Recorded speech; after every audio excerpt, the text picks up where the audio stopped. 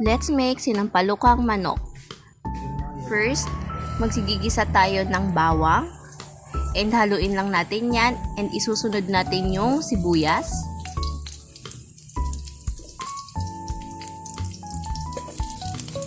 Kapag medyo nagigisa-gisa na natin yung sibuyas, isusunod naman natin yung luya.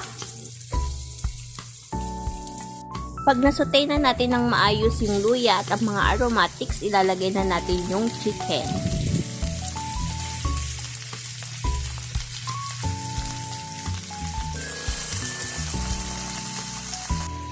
So, after chicken, ilalagay natin ang tomatoes. Pag nasangkot siya ng mabuti, ilalagay na rin natin yung water. Hihintayin lang natin siyang kumulo hanggang sa lumambot yung chicken.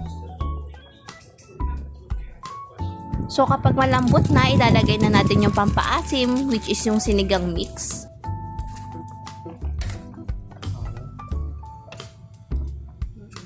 Halo-halo lang ng mabuti, and after nyan, ilalagay na rin natin yung mustasa. Yung list of ingredients ilalagay ko sa huli ng video.